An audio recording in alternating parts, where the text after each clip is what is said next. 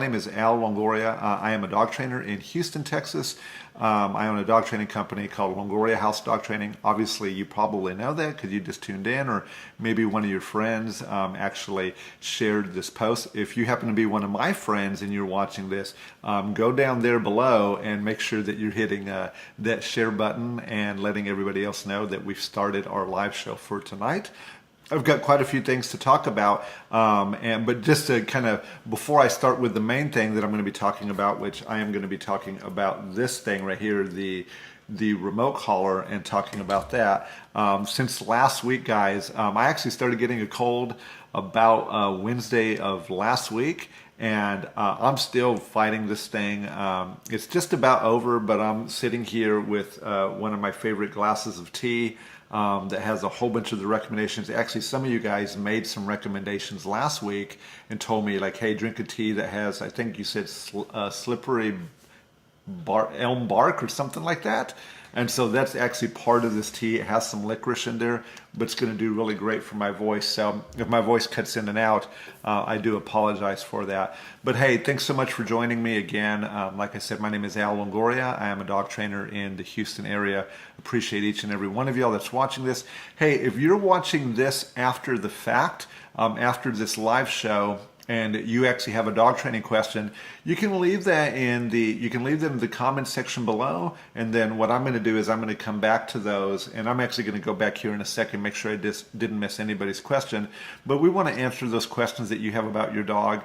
If we happen to miss it, make sure you send us a message or something like that. But we would love to help you with your dog. That's what this live show is all about. So really about just a great opportunity for me to give to you guys all from the knowledge and the experiences that I've had over the past decade of working with a whole bunch of different dogs and a whole bunch of different families.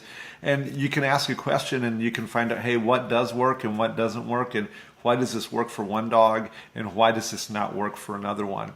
So tonight I really did want to begin with talking about this tool right here. This is a remote collar. This is actually one of the remote collars that I use for my dogs and with some of my clients.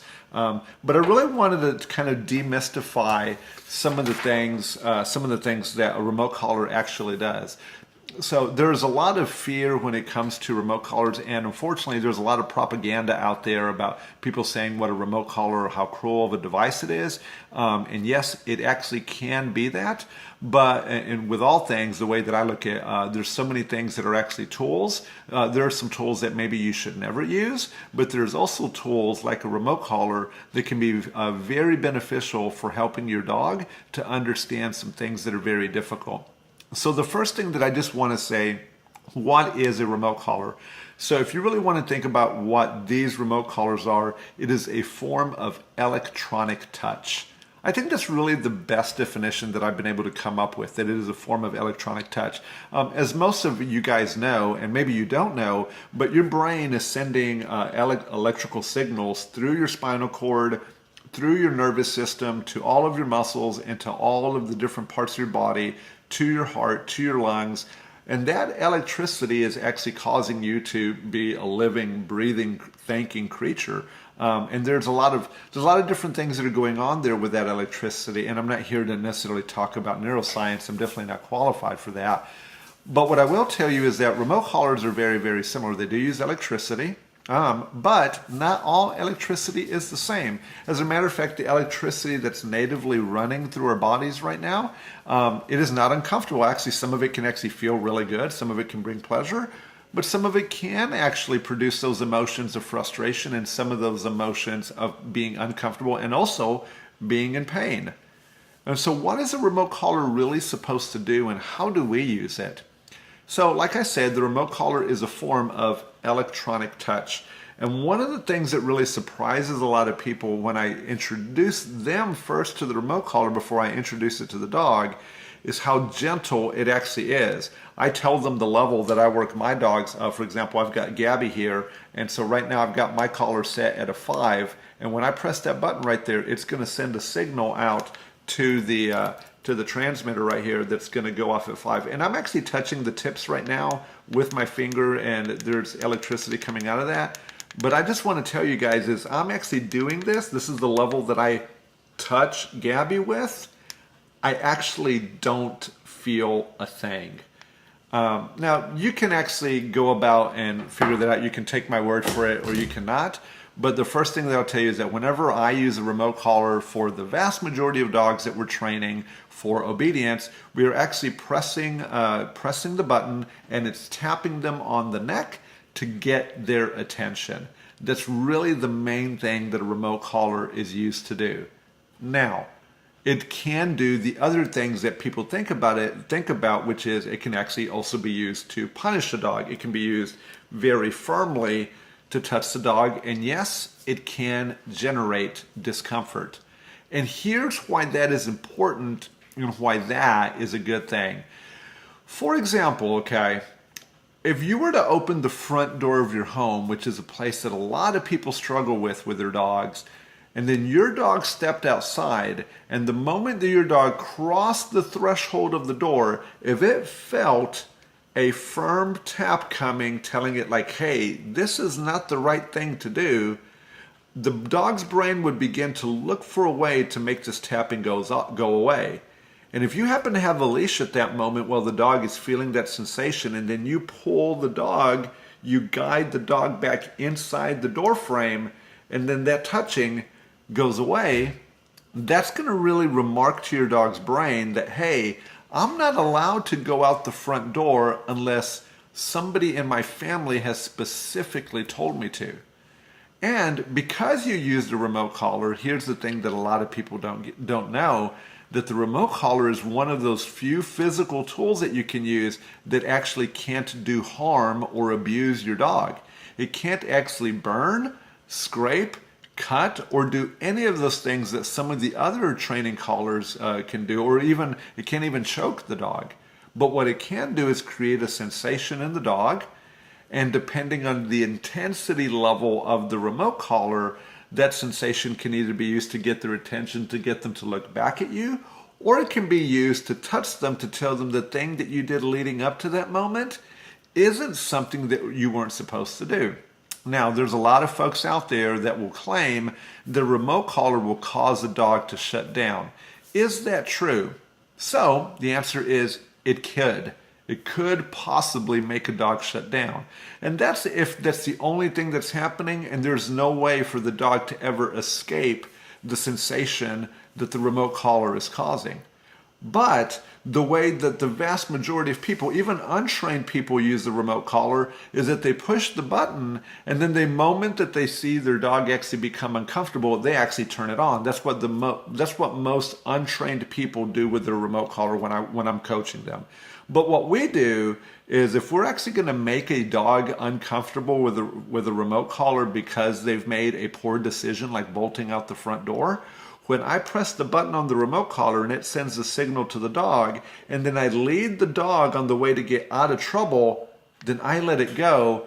And that moment right there for a dog's brain that tells the dog that, hey, the remote collar was on, I did this thing that my family now I can understand they didn't want me to do, and then they come back in and the remote collar actually turns off. That'll be a very remarkable moment in your dog's brain and will bring clarity and will show the dog that I shouldn't go out the door without permission, or whatever it was doing that led up to that. But what it's not going to create isn't going to create more anxiety in the dog. It's actually going to draw a clear line for the dog that the dog can now really experience a difference of something that it was supposed to do versus something that it wasn't supposed to do.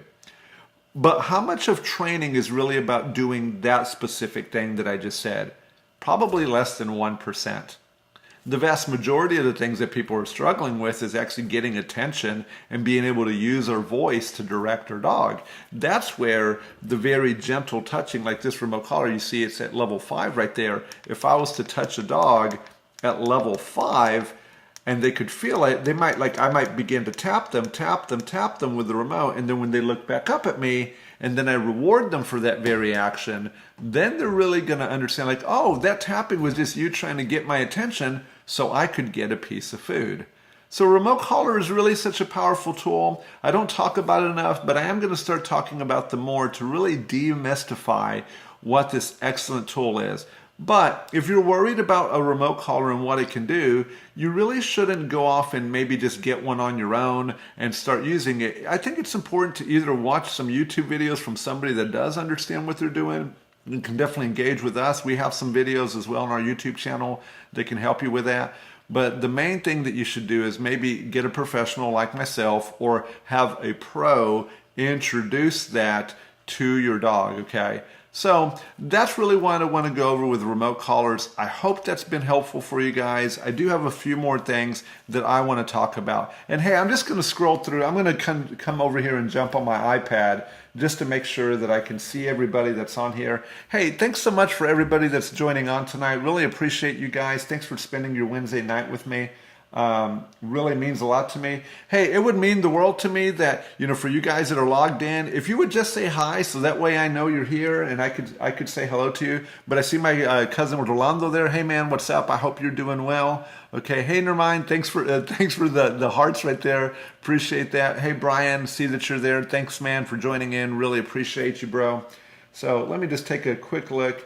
I'm going to open this up right now, kind of see what's going on there. Hey Ashley, see that you're there. Thanks so much for joining in. And hey, yeah, you're right about your remote collar. It's just such a good tool. It really helps you to be able to clarify some things for your dog to kind of get him out of trouble, but then also to show him that, hey, I'm trying to talk to you. So hey, appreciate each and every one of you guys that's watching this tonight. I do have a lot of different things to talk about. Let me just kind of give you guys the blueprint of the things that I'm gonna talk about. Hey Charles, what's up, man? Good to see you. Hope to see you soon. So the next topic that I have is teaching a nervous dog to be calm. The one after that I'm going to go over is how do I teach my dog to come away from the doorbell? Another one I want to talk about avoidance. What is it? And what's the good and the bad of avoidance-based training? Okay. The next question that I have that we're going to go over, what are some ways to bond with your dog? I really like that one. How do I reduce happy puppy pee is another question that we have tonight. Here's another one. How do bark collars help with separation anxiety? Hey Cedric, hope you're doing well. Thanks for joining in tonight, man. Appreciate you. And then how do you teach a dog to stay inside the boundaries of my property when my property is very large? And how do I use an e-collar to recall my dog? And then I've got one more. Does Schutzhund training increase a dog's drive and confidence? I think I'm actually going to start with that one. I received that one just a little bit earlier in the week. So does Schutzhund training increase a dog's drive and confidence? So the general answer to this is going to be yes, it does. Okay, but obviously there's going to be a ton of exceptions to this. The second part of this question was, should a dog show aptitude beforehand? So you do want to see in your dog, if it's a German Shepherd, if it's a Belgian Malinois, if it's a Doberman, if it's a Rottweiler, if it's any one of those breeds that's actually capable of the work, you get your puppy and you're really looking forward to doing some Schutzhund and IPO, then the thing you want to see is, does the dog have drives that are going to help it compete in the sport? Now, I'll tell you this. I've been doing IPO and Schutzhund for a number of years now, and I've seen a lot of dogs. And the main thing is that if you get a dog with lower drives, you can actually still compete and get things done, but the process is going to require a lot more patience and a lot more diligence from you to be able to succeed with that type of dog, especially if you're a new handler. If this is really like your first dog and you're trying to get into this competitive dog sport, it's a tough sport. It's a pretty tough sport to be real successful if you don't have a good team of people around you, and especially if your dog is lacking some of the drives. However, the real question was, does the training increase the dog's drive and build confidence? Well, I'm going to tell you that it absolutely does. If you have a dog that's genetically predisposed to having, having these kinds of drives that are meant for the sport, like my German Shepherds do, then you're going to really see an increase in the drive. However, there are techniques and tactics that are part of the sport that are actually also meant to bring the drive down. So the thing that you've got to look at when you're looking at how you're going to develop your dog is, Does your dog have naturally high ball or tug drive? Those two drives are going to be very, very important. And then you also want to see how skittish is your dog. Does your dog have pretty good nerves? A good way of looking at this is if, hey, there's a lot of firecrackers and thunderworks going, firecrackers and thunder and those kinds of things, fireworks going off, and your dog is having a really hard time, then some of the pressures that we put on dogs in the sport may actually be too much for your dog. But if your dog's the kind that all, the thunder and lightning are going off, fireworks and firecrackers, those things are going off, and your dog's like, man, how do I go find those, and how do I bite them? Then you might actually have a dog that is maybe a little bit more inclined. Now, don't take that to mean that just because your dog does all those things that it will, but those are inclinations. Sometimes those drives can be too hard, and it can be very difficult to be able to control them. So the main thing that I would do is that when I get a puppy that I'm looking at, I want to look at the mom and the dad. I want to see if they're able to do the work. But then when I get my puppy, I'm going to bring out my ball on a string. I think I actually have one here. Just a quick test that I do with a puppy is I grab this, I throw it on the floor, and if my puppy comes and immediately starts biting it and wanting to tug on it, and I wrestle with them and they're biting it and having all this fun, then I definitely gonna say like, hey, this dog has some ball drive, and I can use that ball drive to begin to reinforce some of the behaviors that I really want. But then also see like if you get on the floor and you begin to wrestle with your dog, is the dog also wanting to bite and engage with you? So the sport is designed to bring drive in the dogs that it can build the drive in, but those dogs that are a little bit weaker and a little bit softer, they may not be able to handle some of the rigors of the sport, and they'll wash out pretty quickly, or it'll be a really frustrating road for you. So that's my answer to that particular topic. Hey guys, I did want to share something with you. I'm going to kind of post this up for y'all. I'm going to jump over here on my computer for just a second.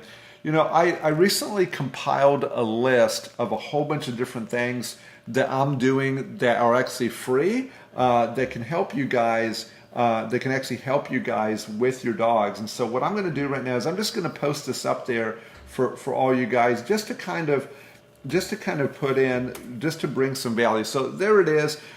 This is a page off of my website that I made, and it has all the free things that we're doing as a company to be able to help you, to raise a happy and reliable dog. But check out some of those things. I've got different things, like if you have an Echo device, there's ways that you can ask me questions there. We have my YouTube channel. I've got obviously different things on Facebook. I like doing these live Q&As. I also have a bunch of stuff on Instagram that we're sharing. We just got so much stuff that's out there. And hey, if you're watching this and you're needing help with your dog, but you don't quite have the money to be able to hire a trainer, don't worry about that. I want you to go to these resources and look at them. And then if you need my help, if you want to ask a question, and you want to know like, hey, how do I help my dog with this?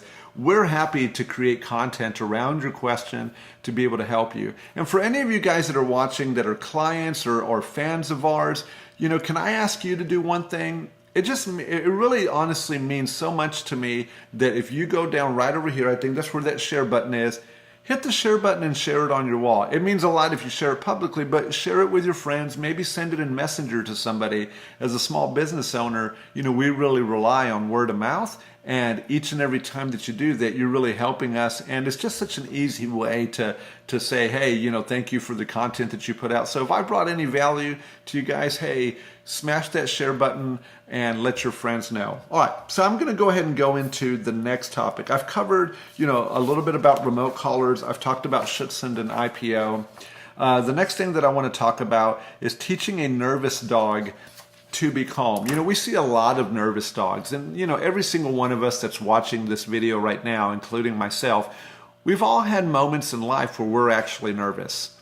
And one of the very common misconceptions that people try to do with nervous dogs is that, one, they either try to throw food at them when the dog is really nervous, or they try to hand them a treat, or even begin to pet and praise the dog. And I do want to tell you that if your dog is nervous, okay, one, its ability to eat food, just like any of us, when we get nervous, your ability to eat food and feel the pleasure of eating food actually goes away. So you can't actually positively reinforce a nervous dog with a piece of food because the dog's stomach, just like ours, doesn't handle that particularly well. As a matter of fact, they may actually not be hungry. I know every single one of us, we've been nervous about a particular thing in our life. And then when you're nervous and somebody says, hey, do you want to get your favorite food? You might kind of be like, not really. I'm not really all that hungry. And so everybody's felt like that. So when your dog is nervous, and if you're trying to use food-based training, that the scent and like, oh, that smells really good, and trying to feed the dog that it tastes really good, those things actually don't work all that well. Now, one thing that does work extremely well is patience. Patience actually helps solve a ton of nervous dog issues. If you really think about what nervousness is, it may be, a tinge of anxiety, which being anxious, okay, or anxiety is looking into the future and anticipating bad things. And the number one thing that defeats all anxiety is hope. The number one thing that defeats anxiety is hope. And so you want to use hope, but really what is hope? Hope means that you're anticipating something good actually happening. So when it comes to training nervous dogs, one, if you're living with a nervous dog, take the bowl off the floor. Don't have any bowls of food on the floor. Begin to show the dog that you are the source of the food. The second thing that you want to do is take all the toys away. You might be like, well, where's my dog going to get its happiness? Well, what you're going to do for your nervous dog is you're going to begin to work some of these simple skills. Teaching your dog the skill of stay is where I like to start, but when you get your dog into the skill of stay and you teach it to go there, this is where you actually begin to introduce that food and you begin to introduce the toys for doing something that actually is a calming activity like learning how to stay. But the main thing that's going to actually teach the dog how to become calm, if you're looking at it from a tool standpoint, it's your leash and your presence. If you're very calm and collected and your leash is operating on the principle of pressure on and pressure off, and you begin to show the dog that you do this thing that turns the pressure off, you break that boundary, it turns the pressure on, and you begin to do that, you begin to show the dog how to deal with pressure, then the dog's brain will begin to learn how to become a little bit calmer because it's going to become in control of the pressure. And as you do that and your dog actually relaxes, and then you begin to offer rewards to your dog, this mechanism is the thing that makes nervousness disappear, because now the dog is learning how to operate in the environment that it previously had no idea what to do. So it's not the number of voice commands or how much praise or how much petting that you can give to the dog. It really has to do about showing the dog how to handle pressure. And pressure doesn't come from not being in pressure-filled situations. It comes from being in situations where there's pressure and where there's a human that cares about the dog, gets them to do something, and then the pressure goes away and the dog has a learning moment. And that's a very, very important lesson. We deal with nervous dogs all the time. And I see as I train with them and as we enable families to do this training with their nervous dogs, that it goes away. But you absolutely, positively have to get involved, have to get on the leash, have to show the dog how to do this, because if you've got the nervous dog and you're not doing any training, then it's just going to be this vicious cycle. Let me just paint a little scary picture because I think it's worth it for the dog's sake.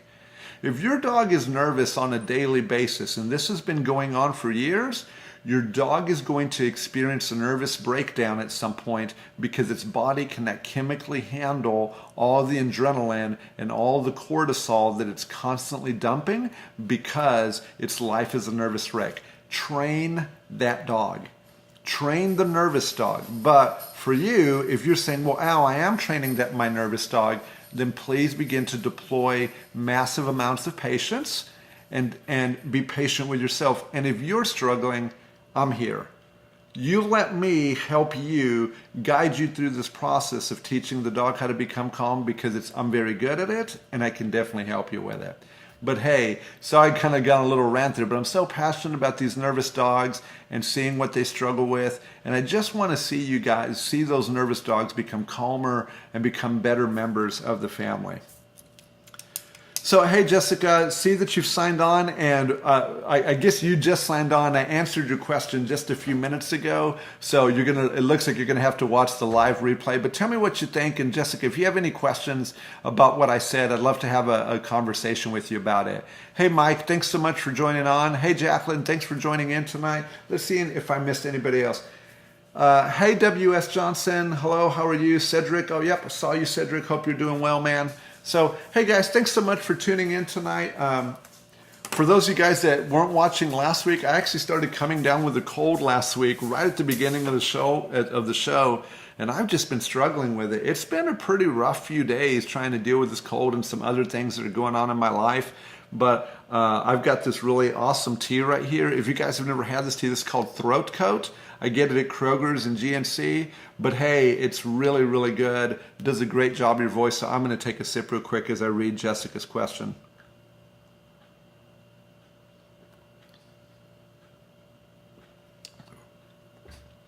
Well, Jessica, like I said, I actually talked about your question just a few minutes ago. So, please watch the rest of it. I would love if you did. But if you want the question to your answer, it was in the first few minutes of the live show.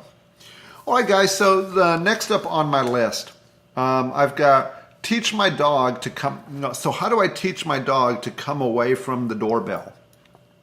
So I'm kind of choking on the tea here. Jeez. Doing these live shows have really taught me a lot. The main thing that it's taught me is, trying not to be self-aware while you're doing these things. It's not so easy. This is why I'm doing them every week, is because I'm trying to get accustomed to doing the live show. And as you're watching this, I just want to kind of give you my perspective right now. As I'm watching this, what I actually look at the vast majority of the time is I just look at the little camera right there on the iPhone, and I have to kind of imagine that that's you guys. And I can't tell you that that's not an easy thing to do, to kind of do that. But I hope you guys feel that I'm not too nervous as I do this. But there's always a little bit of nerves for me when I start doing any kind of live show and streaming with people. I can't ever imagine if this number got into the thousands, if I would freak out if that happened. I hope that does someday. That would be really cool. But I'm just so thankful for each one of you guys that's watching this. Hey, thanks for putting up with me coughing and doing all these other things that I might be like self-conscious, like, hey dude, you're blinking your eyes too much or whatever. But hey, I appreciate all you guys. Thanks for spending your night with me. I'm gonna take one more sip of coffee. And hey, if you like that, do what my mom and my employees are doing right now and hit the heart button to give me a little bit of encouragement right now. It means a lot to me. Okay, so yeah, the next one is how do I teach my dog to come away from the doorbell? The doorbell is one of those things that is absolutely trigger. I'll tell you right now, if we were in the middle of this live show right now and somebody hit the doorbell, every single one of my dogs would begin to bark and they would run to the door. And I actually like that. So I'm really hoping that during the live show that never happens, but we'll see if it ever does. So, how do you actually teach your dog to come away from it? Well, one thing, if you've ever trained with us, you guys probably know about the treat toss game that we play. And the treat toss game is this real simple game where you take your dog's meal and you have some of it in your hand and you throw a piece of food at the front door, and you throw one singular individual piece of food at the front door, and you want your puppy to see that piece of food bouncing over to the door. As it's bouncing over to the door, you kind of stay back from the door. When your puppy puts their mouth on that piece of food that's at the doorway, that's when you actually call their name and you begin to make a lot of excitement to get them to come back. So when the dog hears its name and it turns around and you begin to really praise the dog, good dog, and they're coming, and then you give them several pieces of food when they get back to you, that begins to teach the dog how to deal with coming away from the door each and every time that you ask them. But the main thing that you want to show them if it comes to the doorbell is after you've put in several hundred, if not about 1,000 repetitions, that takes about 2 weeks to do, 1,000 repetitions of this skill with your dog, you start using your leash and you ring the doorbell. You let the dog go up to the door, but then you use your leash to call your dog back, and then you show your dog how rewarding it is. And then you put the reps in. You put the reps in of having the doorbell ring, using the leash, calling your dog away, and then feeding your dog for doing that. And your dog will then begin to very quickly realize that when the doorbell rings, you want them to turn around and to come back. And the biggest problem with that is, being unprepared. That people don't necessarily know how to teach, like they have their dogs loose, the dog doesn't know any skills, it just kind of exists in your home as a roommate. And then the doorbell rings, there's no leash, there's no tool, there's no food, and all you can do is yell and grab the dog with your hands, and unfortunately, that's just really never going to work to teach the dog how to come away. So, pretty simple. Play the treat toss game with your dog at the front door before you introduce the doorbell. Maybe after several hundred repetitions, that might be a week or 2 weeks into the training, then begin to ring your doorbell, use your leash or your long line to call the dog away, and then begin to make reward. And eventually you're going to be able to get rid of those tools, and you're going to have a dog that truly understands what it means to come away from the doorbell. Hey Jennifer, I see that you have a question. So your question says, how do you train the dog not to bite my kids? So Jennifer, I'm gonna begin to answer this, but I have a question for you. How old and what breed, how old is your puppy and what breed of dog is it? Will help me give you the best possible answer. The vast majority of dogs that are biting our kids, it's really because they want to play. Most people, I like to remind them that all of our dogs between the ages of, 2 weeks old and 8 weeks old, this was their entire life. Their entire life was about biting the other littermates. So my puppy is a puggle and he's about 5 months old. Yeah, so that actually makes a lot of sense. And Jennifer, one of the things that you might also consider is that when your puppy is on the floor with your children, does the puppy have a leash on? If your puppy doesn't have a leash on and it's this young and having this problem, that's the first thing that I would do. Dogs that have, unwanted behavior, you definitely want to have a leash on them because it just makes it so much easier for you to translate what your voice actually means. And everybody's like, translate, what does that mean? Well, when you speak English, or whatever language that you end up speaking to your dog, when you speak in that language, it's truly a foreign language to your dog. But your leash, believe it or not, is not a foreign language. Your dog actually understands that really well. So the main thing that I do to teach dogs not to bite children is, one, I get the dog involved in playing with the toy, much like this one, and interacting it with my kids. So if my kids are on the floor and my young puppy is on the floor, then I begin to make this ball bounce around, and the dog will then instinctively begin to chase it and will want to bite whatever is moving the most. So if you've got a ball and your kids happen to be running around and moving the most, then that's what's going to tell your dog to go after them and to begin to bite them, because this is how a dog plays. But if the ball happens to be moving the most, then the dog's brain will say, oh, I'm supposed to be chasing after the ball. Now, if you're playing with the ball and you also have the leash on the dog, anytime that the dog makes the mistake of biting one of your children, it now becomes very easy for you to be able to use your leash to separate your dog from your children, put a timeout for about 3 to 5 seconds, and then start playing with the ball again, and the dog's gonna be like, oh, okay, so I'm not supposed to bite the kids in this game, but I'm supposed to be playing, okay, and chasing after the ball. One thing I like to tell a lot of puppy owners at this point is that if the humans are using their hands and they're touching the dog and playing with the dog, then the dog is allowed to use its mouth as well. So just think about that. I hope that's useful for you, Jennifer. If you have any more questions, I'd love to ask, but hey, a ball and a leash and then showing that will go a long way to helping you with the issue of having your dog not bite your kids. Hey, thanks so much for the question. I really appreciate it. All right, guys. So the next thing I want to talk about is really kind of a dog training topic, and I'm going to go over avoidance. So avoidance is a type of training where the dog does something, okay? And then when they do that thing, then the trainer or the owner fundamentally makes the dog uncomfortable at that moment. And then right after that moment, the dog says, oh, whatever I was looking at, whatever I was deciding to engage in, I should avoid that particular thing because of the discomfort that came from it. Now, avoidance-based training has been around for thousands and thousands of years. It's the way that we've trained so many dogs. And modern dog training, it actually still has a role in it, but it actually has a much smaller role than it did before. But it is still important to teach your dog to avoid certain dangerous things. So for example, let's just say that your dog is a kind of dog that when you go on your leash walks, every time that it sees another creature, a human, a dog, a cat, a squirrel, a bird or whatever, it sees any of those creatures, that your dog begins to hackle up and begins to, bark and doing all of that. We want to teach our dogs not to react to those stimuli, to those distractions.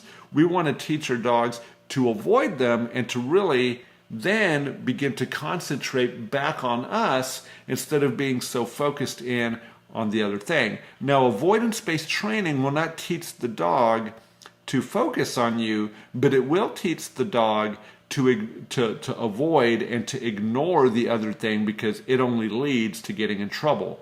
Now, here is the slippery slope of avoidance training. Let's just say that you're walking with your dog and you have a training collar like a prong collar or a remote collar to create avoidance in the dog. When the dog looks away, if you use a training tool and then the dog looks back at you, that's a good thing. But if each time the dog's walking with you and there is never any reward for the dog actually staying with you, here's something that might happen. It's a very small chance, but it might happen.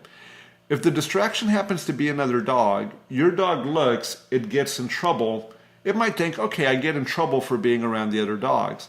But if it never gets rewarded and every time it looks at a dog, it gets punished, it can eventually form the belief that, oh, looking at another dog leads to bad things and now I need to defend myself and now I become reactive. What the dog needs to understand is that looking at the dog gets you in trouble with me, and now that you're paying attention to me, I'm going to reward you. I'm going to reward you and show you how good it is. And what happens there is that the next time a dog sees another dog and it avoids and looks at you and you reward, the dog actually has the opportunity to learn that looking away from other dogs gets me rewarded. And now the dog says, well, those dogs really aren't such a bad thing, but I just need to stay focused on my handler. And this is a really, really important point because a lot of people actually miss this. They miss it because they think like, oh, I'm just going to correct the behavior out of my dog and that's going to make it go away. But what you got to do is you have to balance the training. You got to tell the dog, you get in trouble for looking at the other dogs, but if you just focus on me, then good things are going to happen. And that's the really important part when you're actually doing any kind of avoidance-based training, that the dogs understand that there are choices, that some choices lead to good things, and that yes, some choices can lead to bad things. But just to have that you only can get in trouble, that's not enough, and that can actually get you in trouble. All right, guys, so I'm just moving right along. Hey, I appreciate everybody's questions. So Jennifer said, thank you so much. I'll be using the leash tomorrow. Yeah, hey, just makes a big difference. Last thing on that, Jennifer, when you're using your leash, one of the things that I recommend, let's see if I've got a leash right here. Yeah, I do. What you want to make sure of, Jennifer, is that you're using a leash like this that actually slips on over the top of the dog's head, and that will prevent your puppy from slipping out, because if you use that leash and your puppy can slip out of it, that can actually put your training back a little bit. So make sure you've got that, you've cinched it down, and that's helpful. Hey Rachel, good to see you. Hope you're doing well. Rachel's a client of mine, and Rachel actually, her dog, I kind of wonder how he's doing. I've been thinking about you guys, so hopefully you guys are doing well. So the next thing that I have are, what are some ways to bond with your dog? This is really such a fantastic question. There's a lot of different ways that you can go about bonding with your dog. I'm just going to give you the very simple way of how to bond with your dog, and it's the number one way that I bond with all my dogs. I hand feed them. So when I get a puppy, I really go on a mission. Hey, that's great to hear, Rachel. I'm so glad that he's doing well. So whenever I get a puppy, I really go on a mission to try to hand feed them every single one of their meals for the first year of their life. This is probably the number one way to bond with your dog is by doing hand feeding. Now, it's not practical, but when I get a dog, it's a pretty big deal. And I really want to make sure that the relationship gets off to a fantastic start and that the dog is like, wow, this human, it can't really get any better than this. All those puppies that I played with over the last 8 weeks, man, this human is way, way better. They've got the best food and they've got the best games. So some really simple things that I do. Number one, I hand feed my puppies. Number two, I get on the floor and I actually wrestle with them, and I actually encourage my puppies to bite me when I'm actually wearing one of these thick hoodies that I wear. I'll be able to wear those here before long. I'm looking forward to that. But so one, getting the food. Two, getting on the floor with them and wrestling with them. Number three, playing games where like I have a ball or I have a leather rag and I'm teaching them how to tug and do that. And then just spending time with them and training them and engaging their mind. The other thing that I like to do to bond well with my dog is I like to use my voice and I like to use their name on a limited but very focused way. And so what I mean by that is I don't like talking to puppies endlessly. But I do like to talk to puppies when they're eating from my hand, when they're playing with the toys that I want, because that's going to really show them that my voice is a really fantastic thing and it's worth listening to. So those are really the top tips that I have that are going to help you to be able to bond really well with your dog. Hand feed them, play games where they're actually chasing and pouncing and biting and shaking things. And then being careful with your voice and only really talking whenever they're experiencing those emotions. Hope that's helpful, guys. Hey, Stacy, thanks for joining in tonight. I hope you're doing really well. Okay, so here's the next question. Hey, if any of you guys have any questions or you're struggling with anything or you want to know how I teach a dog trick or anything like that, just feel free to type your question in there. But hey, I just remembered I need to do this every once in a while. But if you haven't gone over here and hit that share button, what are you waiting for? Help me out, help a brother out. Go down there to the share button. Please, please, please share my page. It just will share this live feed. It means so much to me whenever you do that. As a small business owner, that's the lifeblood. That's the word of mouth in this day. With the internet, we don't use the yellow pages anymore and use all these different things. We use Facebook, we use Instagram, we use YouTube, we use the Echo devices to be able to let people know about who we are. So each and every time that one of you guys goes over and goes down and hits that share button, that helps me. That might be helping somebody's dog, but it also helps me. So if you're a friend of mine, if you've been one of our clients and you enjoyed your training, it would mean so much to me if you go down there and share that. But a little earlier, I did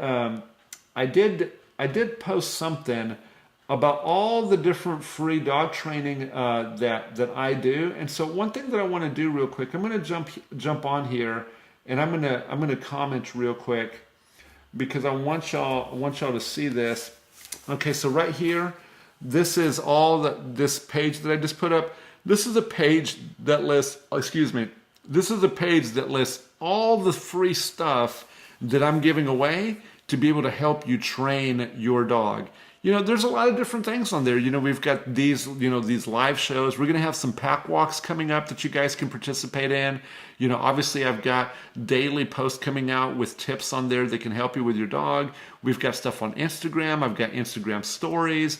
We've got our YouTube channel, which is growing each and every week. We've got virtual reality dog training videos that put you right in the action. We've got, your Echo devices that you can ask questions to. There's just so many different ways to be able to get the help that you need for you and your dog. So, hey, check that page out. Follow us on some of those other channels, but there might be something useful there for you. But, we really make that for you guys to be able to help you with your dogs. All right. So the next question that I have, let's take a look here. Yeah, I'm going to take a sip of tea real quick because my throat's starting to feel a little funny.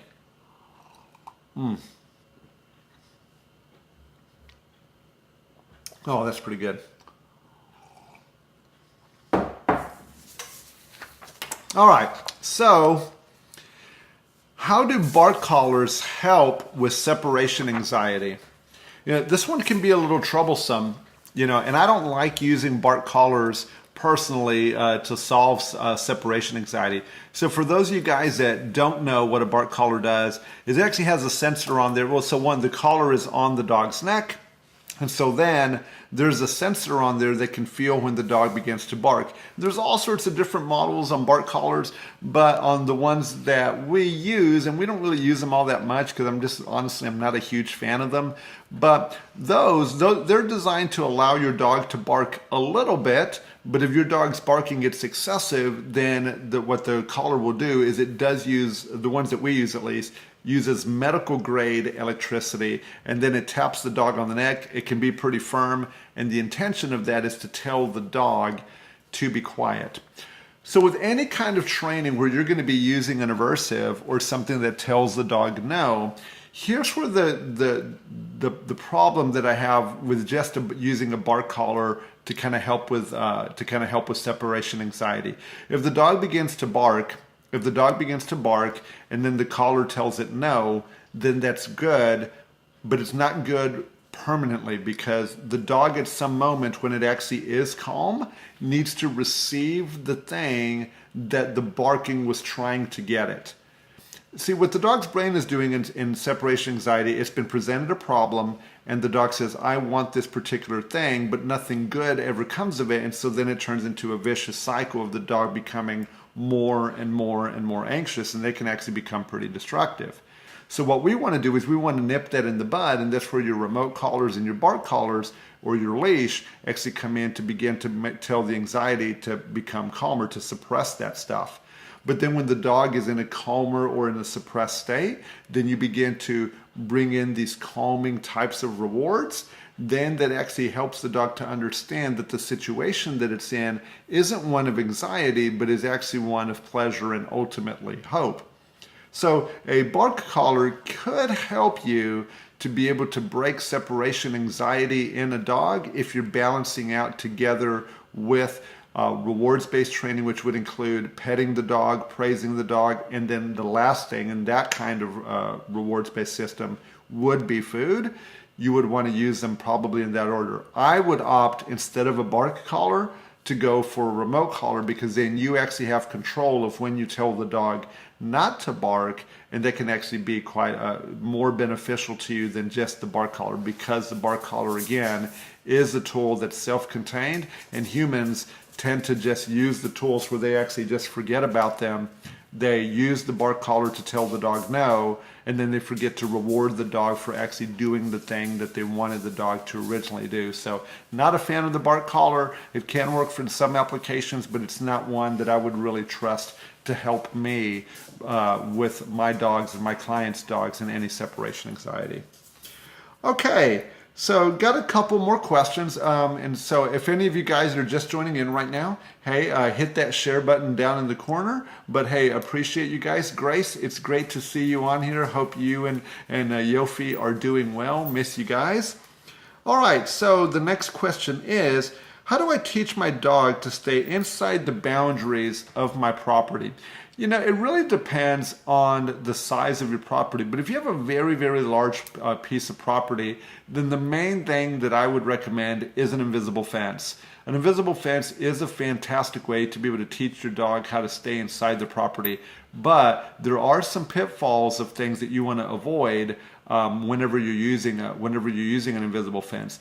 the number one mistake that I see people using an invisible fence make is that the dog is going to, the dog, has the collar on, begins to approach the fence. There's no human around. The dog runs through the fence, and then the dog doesn't turn around. It blows through the fence, and then the collar turns off. If the dog experiences a very high amount of pressure, which is what the invisible fence is going to do, and then it escapes it by running out the fence, it becomes a very, very powerful memory for the dog and teaches the dog to run out your fence. So the main thing that you should do if you're using an invisible fence to set the boundaries of your home is you should have a long line. You do need to be present. You need to allow the dog to get up to the invisible fence. And if your dog decides to begin to cross the line of the invisible fence, you then need to use your leash to guide the dog to turn around and come back inside of the fence. And you need to make sure that that happens several times, that the dog goes and actually turns around with or without the leash. Okay? But if your dog is constantly going and you have to use the leash each and every time to turn your dog around, then there's something wrong, and you should definitely get a dog trainer involved at this point if you're trying to teach a dog how to stay on a large piece of property and you're using the invisible fence and the dog never turns around without you having to use the leash. There is another way. Obviously this is the much simpler way, and the way that I recommend is you would actually have a physical fence there and the invisible fence as well. And so then when the dog gets there, the dog will most likely not jump up the moment it begins to feel the invisible fence turn on, and that will be enough to turn the dog around. But you need some kind of physical boundary, whether it's a fence or using a leash, to tell the dog to turn back in and come onto the property. That's the main thing that I would do to kind of keep my dog on a larger piece of property. Okay, so hey, here's a question that really comes right along with it. So the question is about a remote collar. How do I use an e-collar to recall my dog? So I think everybody here is probably familiar with the treat toss game. If you're not familiar with the treat toss game and you're watching this video, I've got plenty of other videos. I've got some on my YouTube channel, some on my Facebook page. Be sure to check those out. But I'm going to give you a slightly more advanced technique beyond the treat toss game that's going to involve using the remote collar to be able to help you recall your dog. So here's just a real simple way in and around the home that I want to do it. So I want to have my remote collar set on the working level. So like right now, this remote collar is set at a 5. So I want to make sure, there we go. I want to make sure you guys can see that. I want to make sure that I am at a lower level on the remote.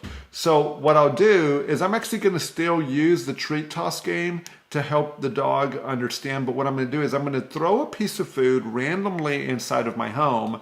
When my dog gets to it, I'm going to press the button, and then like here for Zoe, since it's Zoe's favorite game, when the dog gets to the piece of food, I'm going to press the low level button, and I'm going to say the dog's name. When the dog turns around, then I'm going to turn off the button. And I'm going to do that over and over and over. I'm going to toss the treat, let the dog get to it, press the button, call the dog's name, Zoe, she turns around, and then I'm going to come off of the button. Okay, so toss it, let the dog get to it, they bite the food, you press the button, you call them here, they turn around, you let go. And you would do that over and over and over. But in this method, it's very important that you keep the remote collar on a low, the working level. This is not at the corrective level, which would, for you guys that train with us, this would not be on the red button. This would be your black button that you would press the black, call the dog turns around, and then you let go, and you still make all the big reward that you've been making. And that's probably the next step that I take after the treat toss game to teach my dog how to come and called using the remote. All right, so I've got a question here from Stephanie. Hey Stephanie, thanks so much for joining in tonight. Really appreciate you. And so your question is, I have a 9-month-old and he just started digging. What can I do? You know, really what it is with these dogs, you know, with any of these dogs, when they begin to dig, it really just means that they're bored. You know, we've got to be real careful with them when they're digging. Like, and I'll tell you this, my dogs have dug holes in the backyard, and really what it boils down to is it's on me.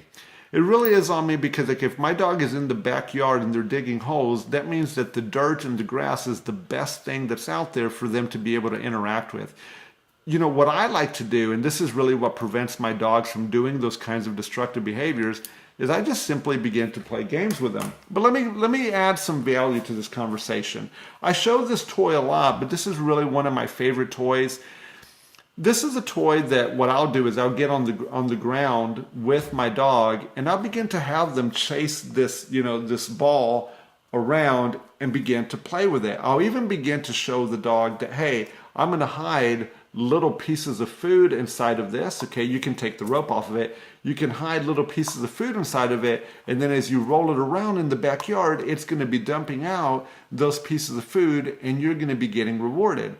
But the dog is looking for some kind of activity, and some dogs are known that they'll dig just to get your attention, even if it is the negative kind of attention. They're looking for something to be able to do that. But another thing that I do with the dogs is I love to do place training with them. I love to teach them how to stay in a place that I tell them to, in the places where they like to dig and do those things. I want to teach them about self-control in those environments. So, hey, I hope that's helpful for you, but definitely having a ball, teaching to stay, having your leash, having that be part of the conversation, okay, can go a long way. I just thought of one more thing that I think can be helpful, okay? If your dog is digging in the backyard and you haven't taught any one of those things, then your dog fundamentally cannot get in trouble. It's really important that your dog not be disciplined for digging when there wasn't a better alternative. Show the dog the alternatives, give it those choices, and then if the dog is still digging in spite of you showing it that, hey, you had better choices, then it's actually okay for your dog to get in trouble then if they had choices.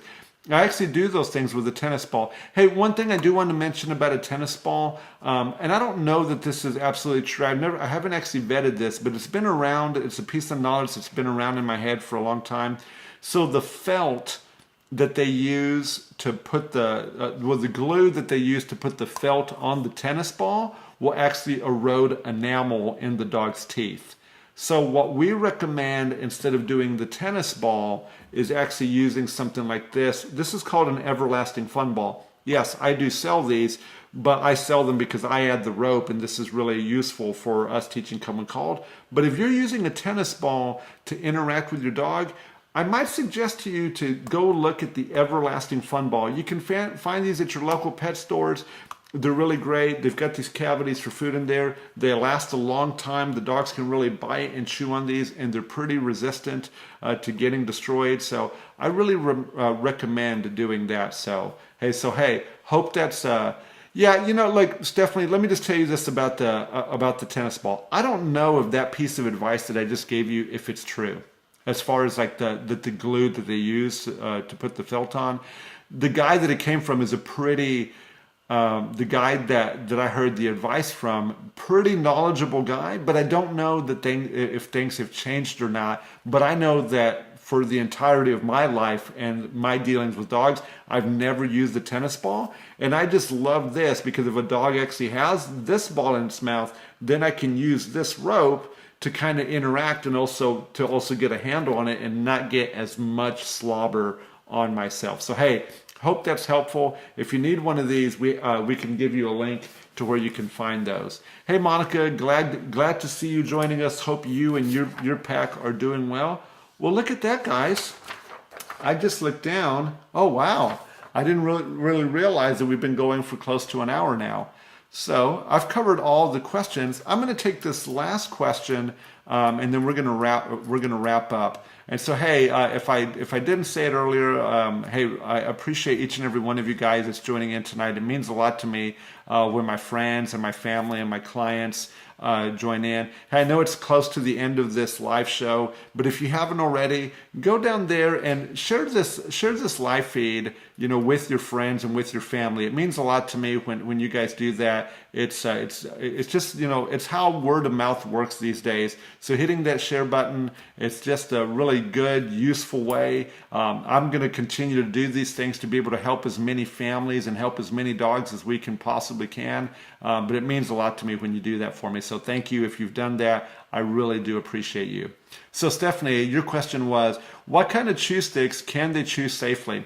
I don't have one here, and we're getting close to the end, but here's what I'll tell you. A Kong, it's a dog toy, okay, that you stuff things inside. Let me see if I can find a link to one real quick for you. But the Kong is a toy that I like to use, because dogs really absolutely love it. Okay. Oh, thanks so much, Cynthia. I really appreciate you guys. I hope you guys are doing well. Okay, so yeah, so there's your Kong, okay? Yeah, like just so you can see, I've got an image here of one on my iPad. That's the Kong right there. So what you want to do with your Kong, and what I recommend doing, is taking some peanut butter, but that doesn't have really, really high amounts of sugar, just maybe some natural peanut butter. Take some of your dog's kibble and mix that into the cavity. You want to mix it into the cavity portion of the Kong, and then put it in your refrigerator. Put that into your refrigerator and your freezer, and then when you freeze that, then I like to give that to my dogs while they're practicing their downstays and they're eating that. I think that's a really good way. To be able to reinforce the dog. But the frozen Kong really lasts a long time, and it can really help the dog be like, wow, this is an awesome reward, and you can build some of those things that you want your dog to do. Well, guys, hey, thanks so much for each and every one of y'all that's tuned in tonight. I appreciate all of you guys so very, very much. Hey, share this content, hit that like button. But again, my name's Al with Longoria House Dog Training. Love you guys. Have a wonderful night, and we'll be in contact soon. You guys take care. Bye.